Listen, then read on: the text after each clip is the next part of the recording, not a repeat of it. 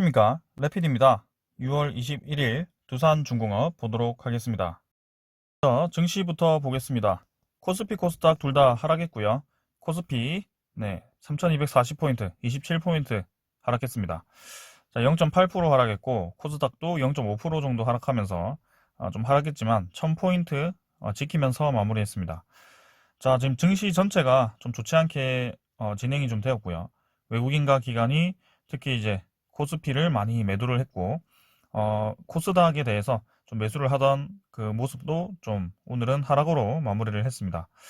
자, 그래서 이렇게 코스피와 코스닥 계속해서 약세를 띠고 있는데, 지금 매도량에 비해서는 크게 많이 하락한 것은 아닙니다. 하지만 오늘 그 소식이 있었죠. 인도의 그 변이가, 인도발 변이 델타 바이러스가 또다시 전 세계적으로 유행할 조짐을 보이면서 시장을 좀 끌어내린 것 같습니다. 그래서 안 그래도 이제 테이퍼링에 대해서 조금 경계감이 있었던 그런 시장이었는데 좀 경직되어 있었는데 다시 한번 코로나가 부각이 되다 보니까 또 이렇게 좋지 않은 모습이 보였습니다. 그래서 경기 회복주나 아니면 제조업 위주로 좀 주가 하락이 나왔고요. 오늘은 진단키트죠. 진단키트나 바이오주 종목들이 좀 상승을 하였습니다. 자, 지금 한치 앞을 알 수 없는 이 시장이 계속되고 있습니다. 지금 코로나19가 또 잠잠해질 듯 하면서 경기가 완만하게 이제 이렇게 회복을 좀 하면서 물가도 좀 상승을 하고 이 소비 심리가 회복을 하면서 서서히 이제 금리 인상에 대해서도 얘기가 좀 나왔었는데 자, 이 모든 것을 부정할 수 있는 이 코로나19 델타 바이러스가 나와버렸습니다. 그래서 여기에 대해서 지금 상황이 어떻게 될지 진짜 뭐 딱 말씀드릴 수가 없습니다. 이 코로나19에 대해서 다시 한번 이전처럼 큰 유행이 오게 된다면 또 백신이 지금 무력화될 수 있다는 얘기가 나오고 있기 때문에 거기에 대해서는 이 경기 회복이나 금리 인상은 당연히 안 할 거고요. 물가도 다시 한번 뭐 크게 올라가지 않고 떨어질 겁니다. 자, 지금 계속해서 이제 돈을 풀기 시작했는데 이게 물가가 네. 돈을 풀기 시작했는데 이제 돈 가치가 떨어지니까 물가가 이제 어쩔 수 없이 올라가게 되는 것이고요. 그다음에 소비 심리가 계속 떨어지고 이 경기 회복이 되지 않는다면 경기 회복은 되지 않는데 돈은 풀고 있는데 경기 회복은 되지 않고 물가는 상승하는 그게 이제 스태그플레이션인데요.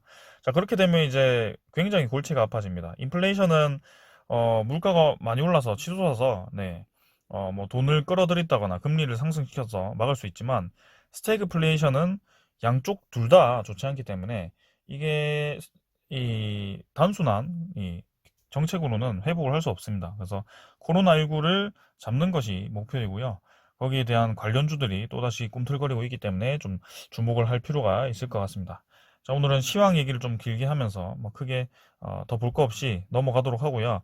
코스피는 겨우겨우 21선 지지를 했지만 좀 더 추이를 지켜보겠습니다. 코스닥 같은 경우도 고점 부근에서 좀 떨어졌지만 1000포인트는 지켰기 때문에 이 정도에서 하락을 멈출지 지켜보시면 좋을 것 같고요. 해외 증시 둘 다 이제 크게 하락했습니다. 특히 이제 니케이는 아주 많이 하락했고 3% 정도 하락을 했고요.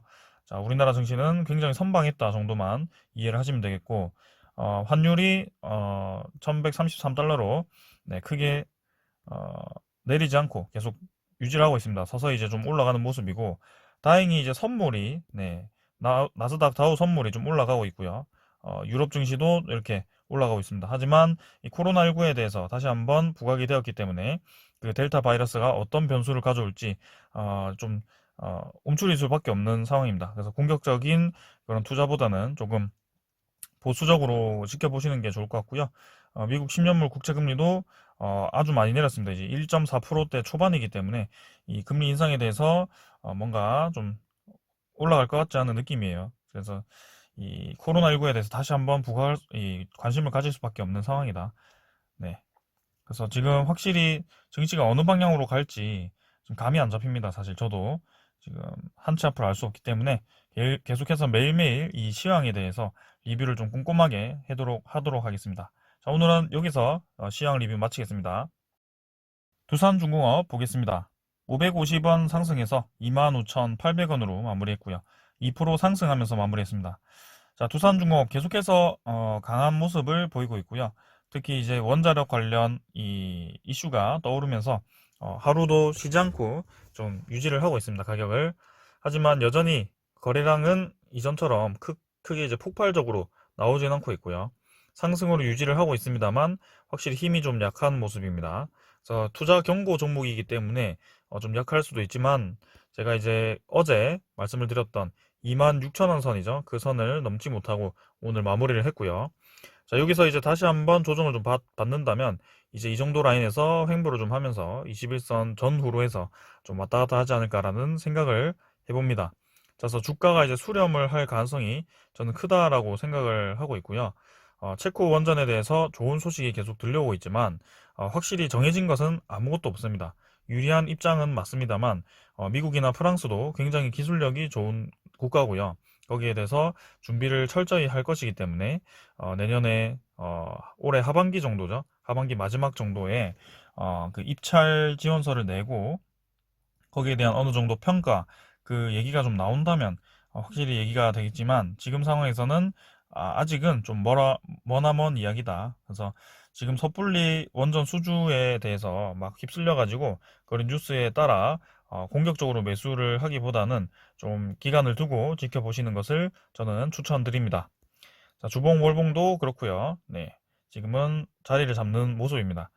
자, 있는 것이, 이제는 이 만 원대죠. 만 원대를 벗어나서 이제 2만 원대의 자리를 잡는다는 겁니다. 그래서 좀 오랫동안 이렇게 횡보하는 구간을 갔더라도 결국에는 위아래로 이제 흔들어주는 그런 구간이 있을 텐데, 트레이딩을 잘 하시는 분들께는 그게 이제 기회가 될 것이고요. 어차피 장기 투자하시는 분들은 별로 큰 의미가 없고요. 네, 여기서 이제 3만 원대로 확실히 이제 자리 잡는 그날까지 지켜보시면 되겠습니다. 자, 투자자 보겠습니다. 기관과 외국인 둘 다 오늘은 매도를 했고요. 지금 코스피 코스닥 거의 1조씩 매도를 했기 때문에 뭐 매도를 피해갈 수 없었던 것 같습니다. 그래서 기관 금융 투자 위주로 많이 매도가 나왔고요. 사모펀드 매도했네요. 네. 그래서 연기금은 확실히 두산중공업에 대해서는 6월 초반에 매수를 끝내고 이제는 매수를 더 이상 하지 않고 뭔가 매도 포지션도 아닌 것 같죠? 이 정도면 뭐 거의 관망이라고 보겠습니다. 그래서 관망 정도로 임하는 것 같고요. 자, 주로 이제 외국인과 금융 투자가 조금 네, 반발 매수를 했는데 여기에 대해서도 좀 더 지켜보는 게 좋을 것 같습니다. 자, 그래서 확실히 거래량도 힘이 좀 부족하고 위로 치고 나가는 그 힘이 부족했습니다. 그래서 저항선 맞고 좀 이제 자리를 잡을 것 같은 느낌이죠. 시간에도 조금은 하락했는데요. 크게 시간 외 거래도 별로 없기 때문에 큰 의미는 없는 것 같습니다. 자, 두산중공업 이 정도로 차트 보고 넘어가고요. 공매도 잔고 한번 확인해 보겠습니다. 공매도 잔고 보시면 네, 1276만 주. 네, 계속해서 공매도 잔고가 뭐 1200만 주 정도에서 유지를 이제 하고 있는 모습입니다. 자, 공매도 잔고도 이제 어느 정도 수렴을 해버린 것 같고요. 공매도 상환이 더 이상 진행되지 않고 이 정도로 멈춰 있다는 것은 추가적으로 크게 주가가 움직일 것 같지 않습니다. 네, 공매도 세력 입장에서도 이 정도 유지하기를 원하는 것 같고요. 공매도 거래량이 100만 주 미만으로 계속 유지가 되고 있지만 이렇다고 해서 상환이 막 공격적으로 이루어지는 것이 아니고 그냥 이 정도에서 멈춰 있다. 뭐 그렇게 보시면 되겠습니다. 그래서 실제 거래나 아니면 이 공매도 거래도 확실히 멈춰 있는 느낌이고요. 이 뜨겁던 그 거래보다는 지금 좀 쉬어가는 타이밍이 확실히 맞는 것 같습니다. 자, 공매도 잔고 이외에 대차 잔고도 같이 확인을 해보겠습니다.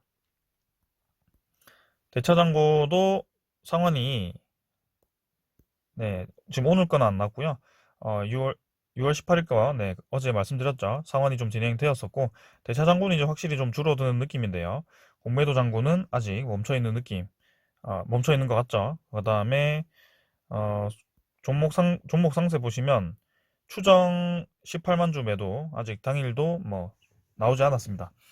자, 7%대로 지금 유지를 하고 있고, 외국인이 이 이상 공격적으로 매수를 할지에 대해서는, 저는 뭐, 그렇게 공격적으로 매수할 것 같지는 않습니다. 자, 어제도 제가 말씀을 좀 드렸듯이, 두산 인프라코어의 그 배당 의제죠. 의제 배당이죠, 의제 배당. 네. 의제 배당 그 세금을 이제 내야 되는데, 거기에 대해서 두산 중공업 가격과, 두산 인프라코어 가격, 뭐 이런 식으로 보시면 되겠습니다. 그래서 두산 인프라 매수 단가에 대해서 그 다음에 수량을 곱하시고 그다음에 두산 중공업에 대해서 지금 6월 30일이라고 제가 말씀을 드렸는데 7월 1일 기준, 네, 그 기준으로 해서 가격을 네, 넣으시면 이제 0.47% 정도죠. 네, 0.47을 곱해서 그 가격과 이제 두산 인프라코아의 그 0.689인가요? 네, 그 가격을 곱하시면 됩니다. 쉽게 말해가지고 두산 인프라코아의 현재 가치, 매수했던 그 가치와 그다음에 두산 중공업의 7월 1일의 그 가치가 차이 나는 만큼 세금을 여기에 대해서 15.4%를 떼겠다라는 겁니다. 그래서 두산 중공업 주가가 올라갈수록 세금이 많이 떼지는 거고요. 그게 이제 7월 1일이 기준이기 때문에 이제 며칠 남지 않았습니다. 그다음에 두산 인프라코아 같은 경우도 네, 이렇게 뭐 이미 매수 단가가 정해져 있기 때문에 뭐 크게 움직임은 없을 거고요. 어떤 분은 이제 이렇게 말씀을 하더라고요. 두산 인프라코아 매수 단가를 높여서 이 세금을 낮추는 방법도 있다라고 얘기를 하는데요. 사실 굳이 세금을 낮추기 위해서 두산 인프라코아를 매도했다가 다시 매수하는 그런 이 외국인의 움직임이 크게 보이진 않았습니다. 네, 그래서 제가 첫 번째 케이스 두산중공업의 가격을 크게 올리지 않을 거라고 말씀을 드린 거고요. 지금 이렇게 투자자를 같이 보시면 외국인 투자자는 이미 이제 두산인프라코아에 대해서 매도를 좀 이어가고 있고요. 이 매도를 이미 하고 지금부터 이제 매수 단가를 높이기 위해서 이 정도에서 들어오기 시작했다면 저는 이제 그 말에도 일리가 있다라고 말씀을 드리겠지만 이미 어느 정도 이제 매도를 하는 모습이고요. 두산인프라코아. 하지만 이제 기간이 좀 들어왔죠. 사모펀드와 그다음에 연기금, 뭐 금융투자가 좀 들어오긴 했습니다만 이것도 뭔가 매수 단가를 높이기 위해서 들어왔다 하기보다는 어느 정도 이제 이 매도량에 대해서 그냥 반발 매수가 들어왔다라고 저는 판단을 좀 하고 있습니다. 그래서 사실 이제 두산중공업에 대해서도 이미 주가가 좀 많이 올라 있는 상태이기도 하고요. 차익 실현 매물을 쏟기에는 좀 좋은 그런 조건이 아닐까.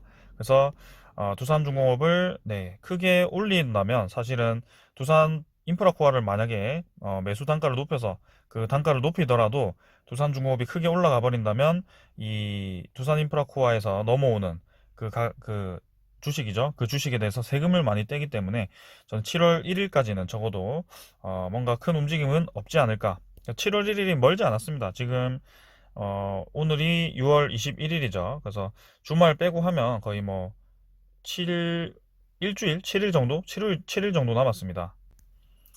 네, 그래서 크게 뭐 두산중공업이 지금 차트만 보면 사실 좋게 뭐 진행되는 것 같긴 한데 이 정도 라인에서 좀 저항을 받는다면 네, 21선과 이 라인을 그냥 횡보하는 수준으로 마무리를 할 것 같습니다. 자, 그렇게 말씀을 드리고요. 어, 그 다음에 원자력 소식 하나 보겠습니다. 자, 어디 갔죠? 네, 여기 있네요. 두코바니 원자력 수주에 대해서 계속 얘기가 나오고 있습니다. 자, 그래서 두코바니가, 네, 원전 수주에 대해서 지금 사실 우리나라가 지금, 수주를 유력하게 할 수 있는 그런 원자력 발전소 중에 하나고요. 체코가 이미 예전부터, 언급이 되어 왔던 만큼, 어, 확실히 좀 가능성이 있어 보입니다. 하지만 우리나라뿐만이 아니고 아까도 말씀드렸죠. 미국과 프랑스가 확실히 기술력도 있고 장점이 있기 때문에 이 물밑 경쟁이 굉장히 치열하다라고 얘기가 나오고 있고요. 아직까지는 어느 그 국가가 확실히 수주를 했다라고 말하기는 좀 어렵습니다. 아무래도 우리나라가 최근에 뭐 체코 원전 협회와 긴밀리에 이제 이 협의도 했죠. 네, 협의도 좀 했고, 그 다음에 산업부 장관이 이제 직접 가가지고 좀 체코 산업부 장관과 좀 얘기를 했던 것 같고요. 이 협력에 대해서. 하지만 이제 미국과 프랑스도 가만히 있지는 않을 겁니다. 그래서 여기 보시면 그 내용에 대해서 좀 나오게 되고요. 자, 그래서 21일 업계에 따르면, 네, 여기 미국 웨스팅하우스죠. 러시아가 보안 문제로 입찰에서 배제되자 수주를 위한 본격적인 행보에 나섰다. 우리나라만 그렇게 나선 게 아니고요. 지금 미국과 프랑스도 같이 움직이고 있다는 것을 여러분들 잘 생각을 하셔야 됩니다. 그래서 웨스팅하우스 마르타 뉴하트 커뮤니케이션 총괄은 최근 현지 언론 인터뷰를 통해서 두코바니 프로젝트에서 체코 정부와 협력하기를 매우 고대화를 하고 있다. 그래서 원전 건설에 대한 지원과 협력을 아끼지 않을 것이다 라고 얘기를 했다고 하고요. 특히 이제 웨스팅하우스가 독자적으로 개발한 가압수로 원자로인 AP1000이 중국 삼먼과 하이양에서 가동되고 있다는 점을 내세워서 기술력을 강조를 하였고요. 삼먼과 하이양의 AP1000의 원자로 주기기는 두산중공업에서 공급을 했다고 합니다. 그래서 사실 웨스팅하우스가 수주를 하더라도 이 두산중공업에 대해서는 좋은 방향으로 갈 수 있기 때문에 지금 두산중공업이 수혜를 받을 수 있는 확률이 굉장히 높다라고 보시면 될 것 같고요. 사실 우리나라가 수주를 하는 것이 좋겠지만 이렇게 두산중공업은 사실 양발이죠. 네, 어느 곳에도 껴있기 때문에 저는 좋게 보고 있습니다. 자, 하지만 우리나라가 수주를 한다면 아무래도 더 비중 있게 들어가겠지만 거기에 대해서는 조금 더 시간을 두고 볼 필요가 있다라고 말씀드리기 위해서 이렇게 이 기사를 보고 있고요. 자, 한번 더 보겠습니다. 프랑스는 전력공사는 자국 내에서의 원전에 대한 풍부한 경험과 보안 안전을 무기로 앞세우고 있다. 그래서 알렉시 디테르테 주 체코 프랑스 대사는 현지 방송에 나와서 이렇게 원자로 연료 주기 등 원전에 대한 철저한 관리 및 안전을 최우선으로 두고 있다. 면서 특히 한국과 미국과 달리 유럽 내에 위치를 하고 있다는 장점을 이렇게 어필을 하면서 장기적으로 안정적인 파트너십을 도모할 수 있다고 밝혔다고 합니다. 그래서 이렇게 좀 본다면 확실히 각 국마다 좀 장점이 좀 있는 것 같고요. 우리나라의 가장 큰 장점은 가격입니다. 네, 가격이 굉장히 쌉니다. 아까 제가 계속 언급드리고 있지만 프랑스에 비해서 2분의 1이고요. 미국에 비해서 3분의 1입니다. 그래서 이게 저는 굉장히 큰 장점이라고 생각을 하고요.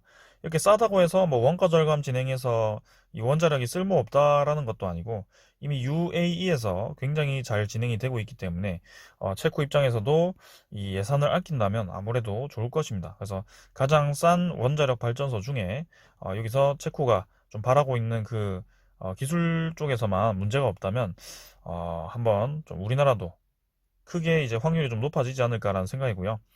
자, 확실한 것은 이제 올해 말 정도는 돼야지 좀 이 구체적인 뼈대가 나올 것 같습니다. 자, 그래서 이렇게 얘기가 계속 나오고 있고요. 이 찌라시가 나오면서 두산중공업이 계속해서 주가가 받쳐지면서 꿈틀거리고 있습니다. 하지만 이게 수주가 막 확정된 것처럼 생각하시고 막 3만 원 이상, 뭐 4만 원 금방 갈 것 같이 생각을 하시면 안 되고요. 네. 이전처럼 이렇게 크게 횡보하는 구간을 가지고 길게 거의 6개월 정도를 이 만원 초중반대에서 계속 횡보를 좀 했습니다. 근데 2만 원을 이렇게 쉽게 돌파를 해서 3만 원, 4만 원까지 단숨에 올라가기엔 저는 좀 어렵다고 생각을 하고요. 거기에 맞춰 이제 7월 21일에는 신주가 많이 발행이 되기 때문에 조금 더 시간을 두고 보시는 게 좋다라고 말씀을 드리겠습니다. 자, 오늘은 여기서 마치겠고요. 두산중공업. 자, 내일은 투자 경곡 재지정이 되었습니다. 그래서 이 주가가 좀 계속 올라간다면 투자 경곡이 지정일이 많아지기 때문에 어느 정도 쉬어가는 타이밍이 나올 것 같고요. 일단 투자 경고 이 종목을 이 이름을 좀 떼야 될 것 같고 아까도 말씀드렸듯이 두산인프라코와 이 의제 배당 이슈가 있기 때문에 어느 정도 주가의 그 큰 흐름보다는 이 정도 유지하면서 합병가액 맞추기죠. 거의 두산중공업과 두산인프라코와 차트를 보시면 거의 동일하게 움직이는 것을 여러분들도 아실 겁니다. 그래서 이거를 의도적으로 지금 맞춰가는 거기 때문에 그 세력에 대해서 지금 주가가 좀 형성이 될 겁니다. 자, 그래서 뭐 크게 저는 움직임 없이 마무리 잘 할 거라고 생각하고요. 결국에는 길게 보았을 때 두산중공업은 쭉쭉 올해 하반기 말 정도부터는 쭉쭉 가지 않을까.